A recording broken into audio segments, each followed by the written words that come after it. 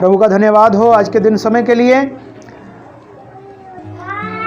आज हम व्रत प्रार्थना में बैठे हुए हैं और जिन भाई बहनों ने आज व्रत रखा है धन्यवाद करते हैं, प्रभु उनको आशीष दे, बरकत दे।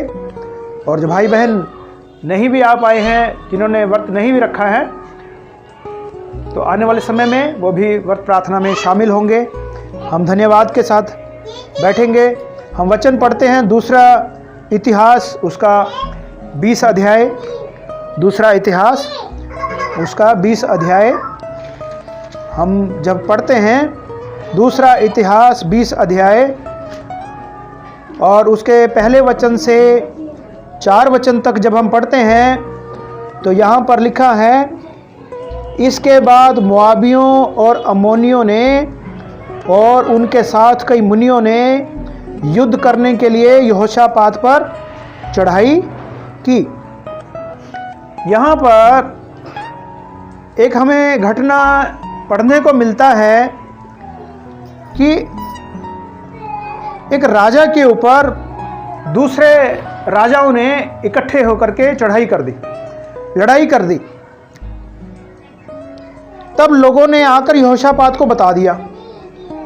लोग जो हैं इससे घबरा गए कि हम तो बहुत थोड़े लोग हैं। आज भी हम बहुत थोड़े लोग यहाँ पर बैठे हुए हैं। ज़्यादातर लोग कामों पर हैं, कमाई धंधे में लगे हुए हैं, बिजी हैं। और जो प्रभु के लोग हैं वो कम ही होते हैं। सच्चे लोग जो हैं, कलीसिया में 1000 लोग बैठे हों तो उनमें जो प्रभु के खास लोग होंगे वो कम ही होंगे, है ना। खास ही लोग जो है प्रभु के वचन को सुनने वाले होते हैं। बहुत से लोग संगति में बैठकर भी संगति में नहीं होते, उनका ध्यान जो है इधर उधर भटकता रहता है। तो हम जो है यहाँ पर बैठे हुए हैं, हमारा ध्यान संगति में है, हम वचनों की ओर हम ध्यान देंगे। तो यहाँ पर लिखा है, ताल पार के से एदोम देश की ओर एक बड़ी भीड़ तुझ पर चढ़ाई कर रही है और देख वह हसा सोनतामार तक जो एन गदी भी कहलाता है पहुँच गई है। वो जो सैनिक जो है, हमारे दुश्मन जो हैं, वो पास आ गए हैं लड़ने के लिए, हमारे राज्य के सीमा के बिल्कुल पास आ गए हैं और हम पर वो चढ़ाई करने के लिए जा रहे हैं। लिखा है, तब यहोशापात डर गया और यहोवा की खोज में लग गया। यहोशापात डर गया और यहोवा की खोज में लग गया। परमेश्वर को खोजने लगा कि परमेश्वर हमने ऐसा क्या किया है कि इतनी भीड़ जो है, इतने राजाओं की सेनाओं ने हम पर चढ़ाई की है। वो परमेश्वर के पास गया, पूरे यहूदा में उपवास का प्रचार करवाया। पूरे यहूदा में जो वहाँ का जो राजा था, उन लोगों के बीच में भी वो प्रचार करवाया कि व्रत रखो, व्रत रख करके परमेश्वर की उपस्थिति में बैठना है, प्रार्थना करनी है। पिछली बार भी हम इस बात के ऊपर गौर कर रहे थे कि अगर आप काम पर हैं तो व्रत नहीं रखना। अगर आप इधर उधर कहीं यात्रा में जा रहे हैं तो व्रत नहीं रखना। अगर आप प्रार्थना में आएंगे तो ही व्रत रखना है। प्रार्थना में अगर आपके पास समय है, आप संगति में आने का आपके पास टाइम है, तो आप व्रत रखना, नहीं तो नहीं रखना। नहीं तो शैतान जो है फ़ायदा उठाएगा। आप शारीरिक रूप में कमज़ोर तो हो जाएंगे लेकिन आत्मिक रूप में मजबूत नहीं होंगे। जब हम व्रत रख करके प्रार्थना में बैठते हैं तो बेशक हम शारीरिक रूप में कमज़ोर होते हैं लेकिन आत्मिक रूप से हम मजबूत होते हैं। हम व्रत रख के बैठे हैं, हमने प्रभु के गीत भजन गाए हैं, हमने प्रभु की महिमा की है, हमने स्तुति की है, हमने प्रार्थना की है, हमारी आत्मा ने खाया है। बेशक शरीर भूखा है, आत्मा ने खाया है और हमारी आत्मा मजबूत हुई है। लेकिन अगर हम काम पर हैं तो हमें व्रत नहीं रखना है, उसका उल्टा असर पड़ेगा। शैतान फ़ायदा उठाएगा, शैतान कमज़ोर करके हमारे शरीर में कोई फ़ायदा उठा लेगा। इसलिए हमें ऐसे समय जब हम काम पर हैं तो हमें व्रत नहीं रखना चाहिए। प्रचार करवाया सभी लोगों के बीच में। अतः यहूदी यहोवा से सहायता मांगने के लिए इकट्ठा हुए, वरन वे यहूदा के सब नगरों से यहोवा से भेंट करने को आए। प्रार्थना करने को, भेंट करने को, वो प्रभु की हजूरी में वो लोग आए। हालेलुया। सभी लोग जो है परमेश्वर से प्रार्थना करने के लिए आए हैं, भेंट करने के लिए परमेश्वर से आए हैं। और जब हम 12 वचन से पढ़ते हैं, इसका सारा हम नहीं पढ़ेंगे, 12 वचन से खास खास वचन पे हम पढ़ेंगे। खास खास वचन के ऊपर जब हम पढ़ते हैं तो हमें पता चलता है, हे हमारे परमेश्वर, क्या तू उनका न्याय ना करेगा जो बड़ी भीड़ हम पर चढ़ाई कर रही है, उसके सामने हमारा तो बस नहीं चलता। हम भी बहुत बार दुविधा में पड़ जाते हैं। हमारे परिवारों में, हमारे जीवन में कुछ ऐसी बातें आ जाती हैं जो हमारी समझ से बाहर हो जाती है कि प्रभु अब हम क्या करेंगे। प्रभु हमारे पास तो इतना पैसा भी नहीं है, यह मुसीबत भी इतनी भारी आ गई है, ये बीमारी आ गई है, या ये समस्या आ गई है। हमें कुछ सूझता नहीं है, हमारा दिमाग जो है दुविधा में पड़ जाता है, हमें कुछ भी पता नहीं चलता। हे हमारे परमेश्वर, तू क्या न्याय ना करेगा? तो उस समय हम जो हैं प्रभु के ऊपर पूरी तरह हम निर्भर करें कि हम परमेश्वर, हम तेरे हैं, तू ही हमारा न्याय चुका, हमें इस मुसीबत से तू ही बचा। उसमें यहोशापात भी ये प्रार्थना कर रहा था कि इतनी बड़ी भीड़ आ गई है, हम तो बहुत थोड़े से लोग हैं, हम इतनी बड़ी भीड़ का सामना कैसे करेंगे। हे परमेश्वर, तू ही न्याय कर, हमारा साथ तू ही दे। हमें कुछ भी सूझता नहीं है कि क्या करें क्या ना करें, परंतु हमारी आंखें तेरी ओर लगी हैं। हे परमेश्वर, हम तेरी ओर देखते हैं। हालेलुया। हम तेरी ओर निहारते हैं, हम आपके ऊपर भरोसा करते हैं, हम आपके ऊपर निर्भर करते हैं। आप ही हमें छुड़ाओगे, आप हमारी इस जरूरत को पूरा करोगे। जब हम परमेश्वर के ऊपर निर्भर हो जाते हैं तो परमेश्वर हमारी ज़रूरतों को, हमारी समस्याओं को दूर करता है, हमारी ज़रूरतों को पूरा करता है, हमारी बीमारियों को ठीक करता है। हालेलुया। आगे लिखा है, जब वो ये प्रार्थना कर रहे थे तो परमेश्वर ने एक अपने दास के द्वारा बातें की। यहेजकिएल नामक एक लेवी है, उसके द्वारा परमेश्वर ने बातें की। वह कहने लगा, 15 वचन में खास वचन हम पढ़ते हैं, वह कहने लगा, हे सब यहूदियों, हे यरूशलेम के रहने वालों, हे राजा यहोशापात, तुम सब ध्यान दो। सब जो वहाँ पर भीड़ कितनी थी, उन भीड़ को वो कहने लगा, परमेश्वर का वचन कहने लगा। क्या कहने लगा? यहोवा तुमसे यूं कहता है, परमेश्वर ऐसा कहता है, परमेश्वर यूं कहता है, तुम इस बड़ी भीड़ से मत डरो। बहुत बार हम भीड़ को बड़ा समझ लेते हैं, हमारी समस्या को हम बड़ा समझ लेते हैं, बीमारी को हम बड़ा समझ लेते हैं, लेकिन परमेश्वर का वचन कहता है हमें डरना नहीं है। यहाँ पर भी क्या लिखा है? मत डरो, हमें डरना नहीं है। वचन में 365 बार ऐसा लिखा है मत डरो, यानी कि हर रोज परमेश्वर का वचन हमें सिखाता है कि हमें डरना नहीं है, हमें परमेश्वर के ऊपर भरोसा रखना है, हमें डरना नहीं है। और तुम्हारा मन कच्चा ना हो, हमारा मन कच्चा नहीं होना चाहिए। जब मन कच्चा हो जाता है, हमारी जो है इम्यूनिटी भी खराब हो जाती है, कम हो जाती है, और हम घबरा जाते हैं और कोई भी काम ठीक से हमें नहीं बन पड़ता। लिखा है, क्योंकि युद्ध तुम्हारा नहीं परमेश्वर का है। ये युद्ध किसका है? जो चढ़ाई की है लोगों ने, राजाओं ने मिलजुल के योजना बनाई है, वो लड़ाई परमेश्वर की है। तुम्हें डरने की जरूरत नहीं है, तुम्हें लड़ने की जरूरत नहीं है। लिखा है, कल उनका सामना करने को जाना, कल जाना सामना करने को। जो भी कुछ तुम्हारे पास है, हथियार हैं उन्हीं को लेकर के जाना, डरने की जरूरत नहीं है। देखो वे शीश की चढ़ाई पर चढ़े आते हैं और यरूएल नामक जंगल के सामने नाले के सिरे पर तुम्हें मिलेंगे। वे तुम्हें मिल जाएंगे रास्ते में, बस तुम चल पड़ना। परमेश्वर के ऊपर भरोसा करके निकलो।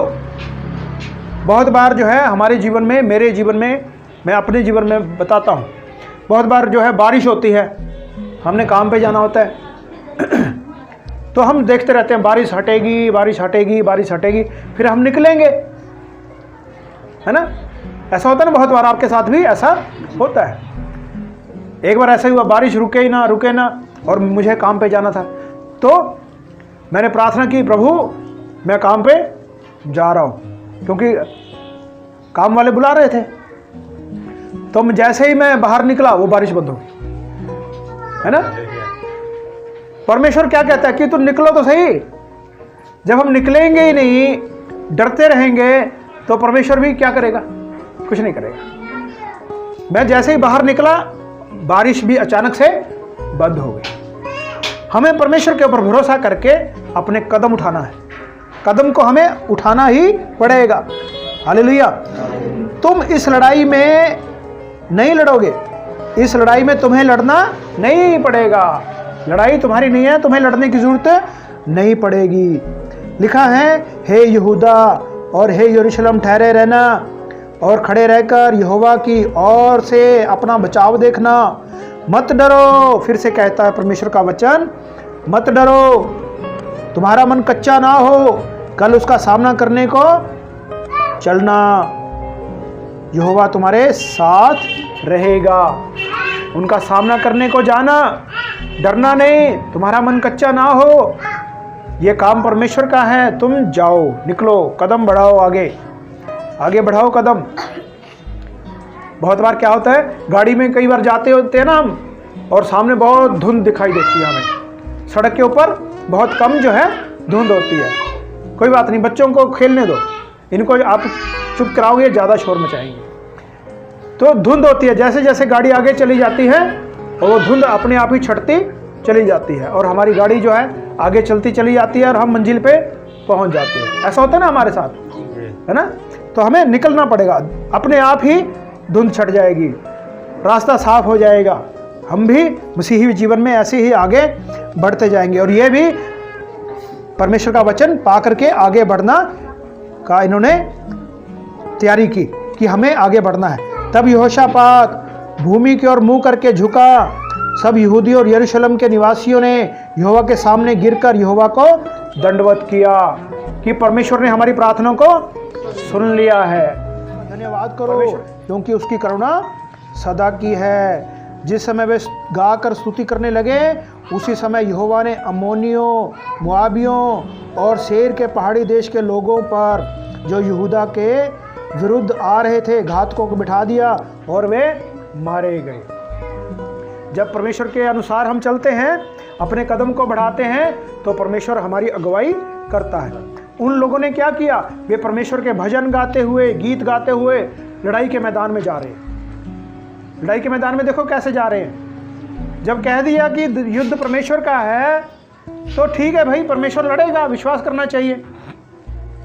तो इन्होंने जैसे ही गीत भजन गाना शुरू किया, तो उनके अंदर गड़बड़ी फैल गई। उन्होंने आपस में ही लड़ना शुरू कर दिया। परमेश्वर ने घातकों को बिठा दिया साइड में, उन्होंने उनको मारना शुरू कर दिया, और फिर वो आपस में लड़ने लगे। इस वचन को हम बाद में इसको पूरा पढ़ लेना है। जब पढ़ेंगे तो हमें पूरा समझ में आ जाता है। अक्सर ऐसा होता है, लड़ाई में क्या होता है? नुकसान होता है, लोग मारे जाते हैं, फसल बर्बाद हो जाती है, महंगाई हो जाती है। लड़ाई में ऐसे होता है। यहां पर देखिए 24 वचन से जब हम पढ़ेंगे, जब यहूदियों ने जंगल की चौकी पर पहुंचकर उस भीड़ की ओर दृष्टि की, तब क्या देखा कि भूमि पर शव पड़े हैं और कोई नहीं बचा। भूमि पर शव पड़े हैं, कोई भी नहीं बचा। परमेश्वर ने सबको खत्म कर दिया। परमेश्वर ने सबको खत्म कर दिया। तब यहोशापात और उसकी प्रजा लूट लेने को गए और शवों के बीच बहुत सी संपत्ति, मन भावने गहने मिले। देखिए लड़ाई में क्या होता है, नुकसान होता है, लेकिन यहाँ पर इनको, परमेश्वर के लोगों को क्या हुआ, बहुत लाभ हुआ इनका। उनको बहुत से सोने के गहने मिले। पुराने समय में जो राजे होते थे, महाराजे होते थे, वो क्या पहनते थे, सोने का मुकुट पहनते थे, और यहाँ पर भी सोने के वो हथियारबंद होते थे। तो वो जो मर गए तो प्रभु के लोगों ने वो सारे गहने इकट्ठे किए, उनका तो फायदा हो गया, प्रभु के लोगों का बहुत फायदा हुआ। क्या लिखा है, उन्होंने इतने गहने उतार लिए उनको ले जा ना सके, वरन लूट इतनी मिली, बटोरते बटोरते 3 दिन। तो यहाँ पर क्या लिखा है, उनको बटोरते बटोरते 3 दिन बीत गए। आगे लिखा है, चौथे दिन बराका नामक तराई में इकट्ठे हुए, वहां यहोवा का धन्यवाद किया। उसके बाद क्या करना है, जब परमेश्वर ने प्रार्थना सुन ली, उसके बाद मौज मस्ती में नहीं, बल्कि परमेश्वर का धन्यवाद, प्रभु तेरा धन्यवाद हो, हालेलुया। एक वचन हम और पढ़ते हैं, यहां पर परमेश्वर ने देखिए क्या किया, व्रत का, प्रार्थना का जवाब उन्होंने दिया है। परमेश्वर ने क्या किया, जब व्रत रख के उन्होंने परमेश्वर को पुकारा तो परमेश्वर ने प्रार्थना को सुना और उनको जीत दिलाई है, हालेलुया। यशाया में हम जाते हैं, यशाया 58 58 अध्याय यशाया का, और उसके 4 वचन से हम पढ़ेंगे। यशाया 58 और उसका 4 वचन से हम पढ़ते हैं, बल्कि 3 से अगर हम पढ़ेंगे तो हमें पूरी तरह समझ में आता है। जब 3 वचन से पढ़ते हैं, वे कहते हैं क्या कारण है, हमने तो उपवास रखा परंतु तूने इसकी सुधि नहीं ली। कारण क्या है, आज प्रार्थना सुनी क्यों नहीं जाती, व्रत भी रखा है, उपवास रख के भी बैठे हुए हैं, लेकिन मन कहीं और है कि नहीं, मन कहीं और है, शरीर कहीं और है, शरीर के ऊपर ध्यान लगाया हुआ है। यहां पर वचन में हम जब पढ़ते हैं तो लिखा है, वे कहते हैं क्या कारण है कि हमने उपवास रखा परंतु तूने उसकी शुद्धि नहीं ली, हमने दुख उठाया परंतु तूने कुछ भी ध्यान नहीं दिया। हे परमेश्वर, तू हमारी प्रार्थना को क्यों नहीं सुनता, हम बहुत दुखी हैं, हम बहुत परेशान हैं, हमने व्रत भी रखा है, लेकिन प्रार्थना परमेश्वर के पास पहुंची। क्या कारण है कि हमने उपवास रखा परंतु तूने इसकी शुद्धि नहीं ली, हमने दुख उठाया परंतु तूने कुछ ध्यान नहीं दिया।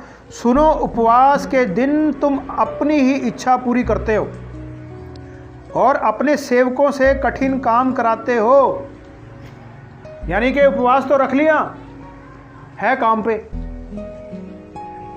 समझ में, काम पर है, उपवास रखा है और काम कर रहे हैं, खुद भी काम कर रहे हैं और दूसरों को भी काम करवा रहे हैं। जब काम पे हैं तो काम करो, जब व्रत रखा है तो प्रार्थना में हमें बैठना है, प्रार्थना में बैठना है, व्रत रखना है, प्रार्थना में बैठना है। व्रत और प्रार्थना उस पक्षी के 2 पंख के समान है, जिसको उड़ने के लिए 2 पंख चाहिए। अगर एक पंख होगा तो क्या उड़ेगा, वो उड़ेगा नहीं। प्रार्थना और व्रत दोनों साथ साथ चलने चाहिए। सुनो, उपवास के दिन तुम अपनी इच्छा पूरी करते हो, अपनी इच्छा पूरी करते हो। अरे व्रत रख के प्रार्थना में बैठना चाहिए, जबकि हम इधर उधर कई बार घूमते हैं, कई बार हम टीवी देखते हैं या कुछ और काम धंधा कर लेते हैं। लिखा है, सुनो, तुम्हारे उपवास का फल ये होता है कि तुम आपस में लड़ते और झगड़ते और दुष्टता से घूंसे मारते हो। ये तुम्हारा स्वभाव है, लड़ाई झगड़े वाला तुम्हारा स्वभाव है। एक दूसरे के प्रति जलन रखना और कहलाना कि हम यीशु के हैं, तो ये तो नहीं चलेगा, ऐसा तो नहीं चलेगा। या तो हम प्रभु के हैं या शैतान के हैं, दोनों बातें इकट्ठी नहीं चलेगी। अगर हम प्रभु के हैं तो हमारे लड़ाई झगड़े वाले स्वभाव, हमारी दुष्टता वाले स्वभाव, ये बदल जाने चाहिए। ये स्वभाव अगर हैं तो हमें प्रार्थना की ज़रूरत है, हमें तौबा की ज़रूरत है। लिखा है, जैसा उपवास तुम आजकल रखते हो उससे तुम्हारी प्रार्थना ऊपर नहीं सुनाई देगी, ऊपर नहीं जाएगी, परमेश्वर के पास नहीं जाएगी। जैसा उपवास दिखाने के लिए वो लोग रखते थे उस समय के बाद, उस समय के लोगों से परमेश्वर बात कर रहा है। वो लोग जो हैं दिखावे का जीवन जीते थे, लोगों की नज़र में बहुत धर्मी होते थे, बहुत लंबे कपड़े पहनते थे, सफ़ेद रंग के कपड़े होते थे उनके, और लोग उनको बहुत नमस्कार करते थे, लेकिन वो अंदर से कुछ और थे, अंदर से कुछ और थे, बाहर से कुछ और थे। आज के समय में अगर हमारा ऐसा जीवन है कि हम अंदर से कुछ और हैं, बाहर से कुछ और हैं, तो भूल जाना चाहिए कि परमेश्वर हमारी प्रार्थना सुनेगा। नहीं सुनेगा। हमारी प्रार्थना ये छत के ऊपर टकराएगी और वापस गिर जाएगी फर्श पे, छत से टकराएगी फिर वापस फर्श पे गिरेगी। ऊपर आसमान के खुदा, आसमानों के प्रभु, उसके पास जाएगी नहीं। आज विचार करने की ज़रूरत है, सोच विचार करने की ज़रूरत है, किसी और के बारे में नहीं, अपने खुद के बारे में आप सोचिए। खुद के बारे में हमें सोचना है कि मैं कहाँ पर हूँ, कहाँ से गिरा हूँ, नए सिरे से शुरू करना है, परमेश्वर सुनेगा। लिखा है, तुम्हारी प्रार्थना ऊपर सुनाई नहीं देगी। जिस उपवास से मैं प्रसन्न होता हूँ, अर्थात जिसमें मनुष्य स्वयं को दीन करे, अपने आप को दीन करना है, हलीम करना है, नम्र करना है, अपने स्वभाव को बदलना है, वचन के अनुसार हमारा जीवन होना चाहिए। अभी हमने क्या गीत गाया, मेरा उठना बैठना चलना तुझे भाता रहे, ये था ना। हमारा उठना बैठना चलना फिरना परमेश्वर की नज़र में सही होना चाहिए। हम कैसे देखते हैं, हम भाइयों को कैसे देखते हैं, हम बहनों को कैसे देखते हैं, हम बच्चों को कैसे देखते हैं, हम संसार को कैसे देखते हैं, किस हमारा देखने का नज़रिया क्या है। उठना बैठना चलना फिरना बोलना सुनना, कौन सी बातें हम सुनते हैं, कौन सी बातें बोलते हैं, क्या मुंह से गालियां तो नहीं निकलती? अगर पुराने समय में निकली हैं तो आगे से नहीं निकलनी चाहिए, आगे से हमें छोड़ देना चाहिए। लिखा है, अपने आप को हमें दीन करना है, अपने आप को दीन करना है। भाई ये टुक टुक क्या कर रहा है, इसको वाइब्रेशन पे लगाओ। जिस उपवास से मैं प्रसन्न होता हूँ, अर्थात जिसमें मनुष्य स्वयं को दीन करे, क्या तुम इस प्रकार करते हो? क्या सिर को झाऊ के समान झुकाना, अपने नीचे टाट बिछाना और राख फैलाने को ही तुम उपवास और यहोवा को प्रसन्न करने का दिन कहते हो? रीतियों को मानना, कहने का मतलब रीति रिवाज को मानना। पुराने समय में लोग जो है, एक सबत का दिन होता था, उस दिन वो प्रार्थना करते थे, व्रत रखते थे, अपने सिर के ऊपर राख गिरा लेते थे और नीचे टाट बिछा लेते थे, लेकिन अपने मन को नहीं बदलते थे। परमेश्वर हमारे मनों को जांचता है, हमारे मन में क्या है, मन में बैर है, विरोध है, और हम प्रार्थना कर रहे हैं ऊंची आवाज में, वो कहीं जाएगी नहीं प्रार्थना, वो यहीं पर रहेगी। हमारे मनों को साफ करें, अपने दूसरे भाई बहनों के प्रति अपने मनों को साफ करें, क्योंकि परमेश्वर हमारे मन में रहता है। गंदगी में कौन रहना चाहेगा? क्या हम कूड़े के ढेर के पास रहेंगे? नहीं रहेंगे। हम घर में भी कूड़े को बाहर फेंक देंगे, ऐसे करते ना। ऐसे ही हमें अपने मन से कूड़ा कचरा बाहर फेंकना है। प्रभु के लिए हमें अपने आप को तैयार करेंगे, तब परमेश्वर हमारे मनों में रहेंगे। जिस उपवास से मैं प्रसन्न होता हूँ, वह ये नहीं कि अन्याय से बनाए हुए दासों और अंधेर सहने वालों का जुआ तोड़कर उनको छुड़ा लेना और सब जुओं को टुकड़े टुकड़े कर देना, सब जुओं को टुकड़े टुकड़े कर देना, आज़ाद कर दो, किसी को गुलाम मत बनाओ, अन्याय मत करो किसी के ऊपर, किसी को दबाओ नहीं, अनाथों को मत दबाओ, भूखों को खाना खिलाओ। आगे ऐसा लिखा है, क्या यह नहीं कि अपनी रोटी भूखों में बांट देना, भूखों को खाना खिलाओ, अनाथ को मारे मारे फिरतुओं को घर ले आकर उनको, जो अगर नंगे हैं तो उनको कपड़े पहना दो। हो सकता है हमारे घर में कुछ फालतू हो जिनको हम यूज ना करते हो, ऐसे हमें जिनको नहीं है, जिनके पास, उनको पहना दो। और अपने जाति भाइयों से अपने को ना छिपाना। आज के समय में हम देखते हैं प्रभु के लोग अपने आप को छिपाते रहते हैं कि हम प्रभु को मानते हैं कि नहीं मानते। जब हम कहेंगे हम प्रभु को मानते हैं, फिर वो सामने आते हैं खुल के, हाँ हम भी मानते हैं। ऐसा होता ना, ऐसे ही होता ना संसार में। अपने आप को हम छिपाएंगे नहीं अपने भाई बहनों से, बल्कि उनके साथ खड़े होंगे, उनका साथ देंगे, उनके लिए प्रार्थना हम करेंगे, भाई बहनों के साथ मिलके हम रहेंगे।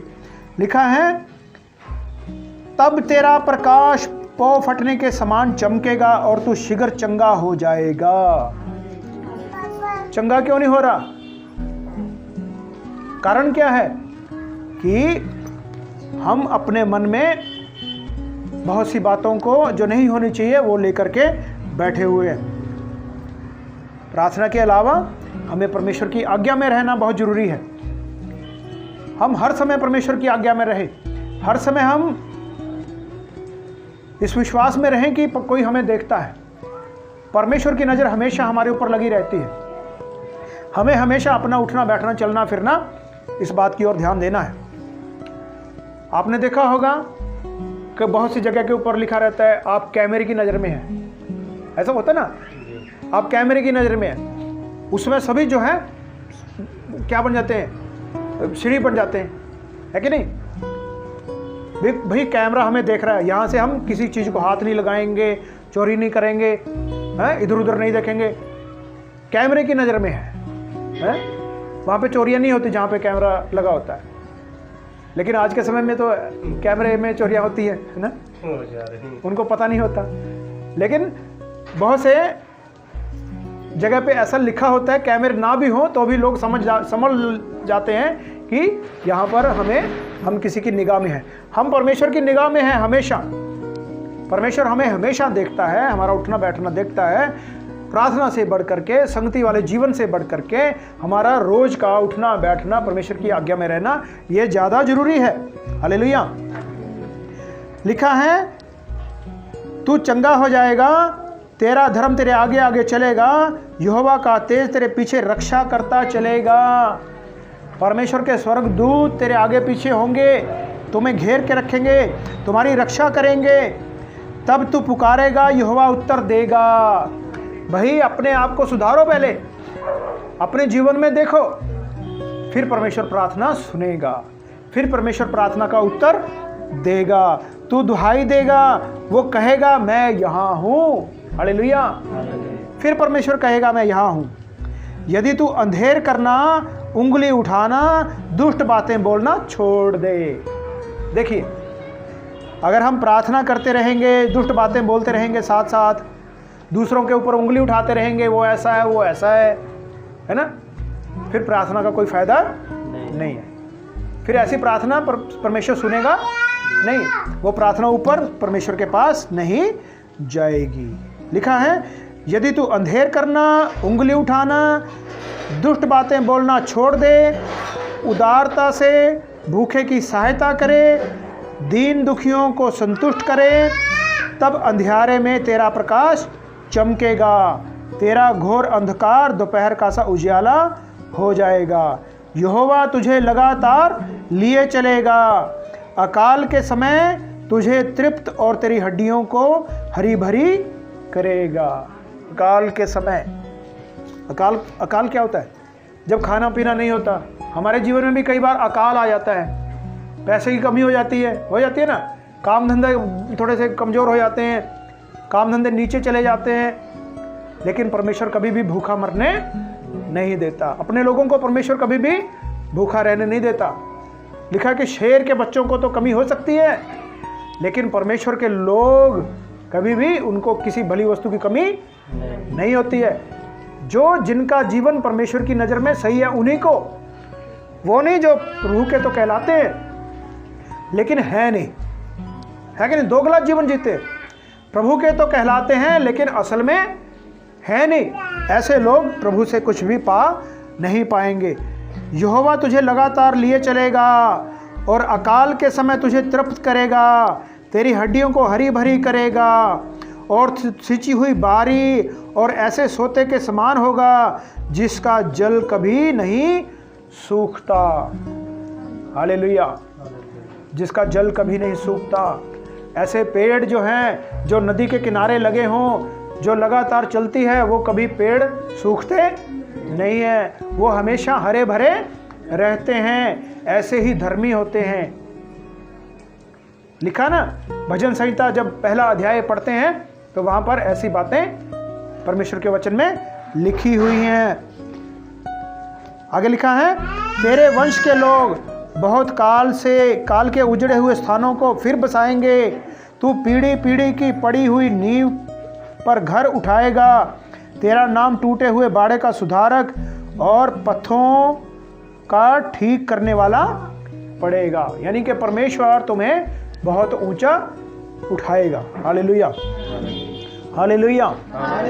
एक वचन हम पढ़ते हैं, मत्ती का 6 अध्याय नए नियम में आएंगे, और मत्ती का 6 अध्याय और उसके 16 वचन से। मत्ती का 6 अध्याय और उसके 16 वचन से जब हम पढ़ेंगे तब लिखा है, जब तुम उपवास करो तो कपटियों के समान तुम्हारे मुंह पर उदासी छाई ना रहे, ताकि लोग उन्हें उपवासी जाने। पुराने समय में लोग ऐसा करते थे, उपवास में जब वो रहते थे तो अपने आप को बहुत धर्मी बना लेते थे, बहुत धर्मी समझते थे। उदास हो जाते थे, भूख लगी हुई है, चेहरे पे उदासी छाई हुई है। मैं तुमसे सच कहता हूँ, प्रभु हमें यीशु मसीह समझाते हैं कि वे अपना प्रतिफल पा चुके। लोगों की नज़र में नहीं, परमेश्वर की नज़र में उपवासी हो। परंतु जब तू उपवास करे तो अपने सिर पर तेल मल, मुंह धो, खुश हो, अपना चेहरा उदास मत रखो, ताकि लोग नहीं परंतु तेरा पिता जो गुप्त में देखता है तुझे उपवासी जाने। तुझे उपवासी जाने। परमेश्वर की नज़र में उपवासी बनना है, ना कि लोगों की नज़र में। हालेलुया। फिर परमेश्वर हमें आशीष देगा, परमेश्वर हमें फल देगा। इस दशा में तेरा पिता जो गुप्त में देखता है तुझे प्रतिफल देगा। इस दशा में पिता हमें प्रतिफल का, जब 17 अध्याय 21 वचन जब पढ़ते हैं, 17 अध्याय 21 वचन से, मत्ती का 17 अध्याय और उसका 21 वचन हमने पिछली बार भी हमने पढ़ा था कि बहुत सी ऐसी बातें हमारे जीवन में होती हैं जो हमें परमेश्वर के साथ जुड़ने नहीं देती, वो हमें भटकाए रखती हैं। जब प्रार्थना का दिन होता है तो कोई ना कोई काम हमें ऐसा मिल जाता है, हम प्रार्थना में नहीं आ पाते। संगत से हमें दूर कर देती हैं बहुत सी बातें, हमारे काम धंधे। व्रत प्रार्थना के दिन हमारे घर में मेहमान आ जाएंगे, है ना, तो हम जो है व्रत प्रार्थना में ना आकर के, संगत में ना आकर के हम जो है उनकी सेवा भक्त में लग जाते हैं और हमारा जो दिन जो है ऐसे ही निकल जाता है। क्या करें फिर? इन बातों से, इन श्रापों से छुटकारा पाने के लिए हम व्रत रखें, हम व्रत रखें। अगर संगति में नहीं भी आ पाते, आप अपने घर में बैठ जाओ, घर में बैठ जाओ। एक दिन निश्चित करो, उस घर में बैठ करके आप व्रत रखो, प्रार्थना करो। उस दिन यही काम आपने करना है ताकि आपके श्राप टूट जाए। एक सेल्फ प्रार्थना हमें करनी है, आपकी पर्सनल प्रार्थना होनी चाहिए, निजी प्रार्थना, उसका ज़्यादा महत्व बनता है। तो यहाँ पर वचन में भी लिखा है, ये जाति बिना प्रार्थना उपवास के नहीं निकलती। पिछली बार भी हमने इस बात के ऊपर जिक्र किया था कि एक मिर्गी वाला एक रोगी आया था ना, तो प्रभु के चेले उसको ठीक नहीं कर पाए, तो प्रभु यीशु मसीह के पास लाए, तो प्रभु यीशु मसीह ने उनको चंगा किया। चेलों ने बातचीत की प्रभु से, तो प्रभु ने उनको बताया कि जो ये टेढ़ी में जाति होती है, ढीठ जातियाँ होती हैं जो हमारे जीवन में घर करके बैठ जाती हैं। हमें पता ही नहीं चलता कि हमारे अंदर कोई दुष्ट आत्मा रहती है, हमारे अंदर कोई श्राप रहता है, हमारे घर में परिवार में कोई श्राप काम करता है, हमें पता ही नहीं चलता, वो छुप के बैठ जाती हैं हमारे जीवन में। तब हम क्या करें? हम व्रत रखें और प्रार्थना करें ताकि ये इन बातों से हम छूट जाएं, हम बाहर निकलें। हालेलुया। और जब 25 अध्याय, मत्ती का 25 अध्याय और उसके 31 वचन से जब पढ़ते हैं, मत्ती का 25 अध्याय और उसके खास वचन पढ़ते हैं, 34 वचन से पढ़ लेते हैं। तब राजा दाहिनी ओर वालों से कहेगा, हे पिता के धन्य लोगों, आओ उस राज्य के अधिकारी हो जाओ जो जगत के आदि से तुम्हारे लिए तैयार किया गया है। क्योंकि मैं भूखा था, तुमने मुझे खाने को दिया, मैं प्यासा था, तुमने मुझे पानी पिलाया, मैं परदेसी था, तुमने मुझे अपने घर ठहराया, मैं नंगा था, तुमने मुझे कपड़े पहनाए, मैं बीमार था, तुमने मेरी सुधि ली, मैं बंदी गृह में था, तुम मुझे मिलने आए। ये परमेश्वर के लोगों की पहचान है, एक दूसरे का ध्यान रखना। ये चेले जो हैं इस बात को समझ नहीं पाए। तब धर्मी उनको उत्तर देंगे, हे प्रभु, हमने कब तुझे भूखा देखा और खिलाया, या प्यासा देखा पिलाया? कब तुझे परदेसी देखा घर में ठहराया, नंगा देखा कपड़े पहनाए? कब बीमार या बंदी गृह में देखा तुझसे मिलने आए? तब राजा उत्तर देगा, ध्यान से सुनने वाली क्या बात है, मैं तुमसे सच कहता हूँ, जो मेरे इन छोटे से छोटे भाइयों में से किसी एक के साथ किया, वो मेरे साथ ही किया। जब हम अपने भाइयों को, अपने बहनों को हम किसी घटी में देखते हैं तो हम उनके साथ खड़े हो जाएं। उनको किसी बात की कमी है और हमारे जीवन में बढ़ोतरी है तो हम उनको दें। हमारे घर में, हम परिवार में कोई चीज़ फालतू पड़ी हुई है और किसी भाई बहन को ज़रूरत है तो उसको वो दे दो। हालेलुया। ये है मसीही जीवन। तब हमारी प्रार्थनाएं सुनी जाएंगी। तब परमेश्वर कहता है, ये जो तुमने अपने छोटे भाई बहनों को दिया, उनकी सुधि ली, उनको पहनाया, उनको खिलाया, उनको मिलने गए, तो ये प्रभु कहता है मुझे, मेरे लिए किया। ये सब मेरे लिए किया। प्रभु कहता है जिस प्रकार का व्रत तुम रखते हो आज के समय में, ऐसे व्रत रखने से तुम्हारी प्रार्थना सुनाई नहीं देती, ऊपर नहीं जाती। तुम्हारा लड़ाई झगड़े वाला स्वभाव है, तुम्हारा गालियां देने वाला स्वभाव है, तुम्हारा घमंड वाला स्वभाव है, तुम हर तरह के बैर विरोध में भरे हुए हो और उसके बाद व्रत रख लेते हो, तो ये दिखावटी जीवन हमें छोड़ना पड़ेगा। दिखावटी जीवन परमेश्वर को पसंद नहीं है। तो ऐसी प्रार्थना करने का कोई फायदा नहीं है। हम अपने आप को तैयार करें, हम अपने आप को दीन करें, हम अपने आप को नम्र करें। हमारा उठना बैठना, चलना फिरना, बोलना सुनना परमेश्वर की नज़र में सही हो, तभी हमारा व्रत और प्रार्थना परमेश्वर को स्वीकार होगा। Hallelujah, hallelujah, hallelujah. आइए हम प्रार्थना करें।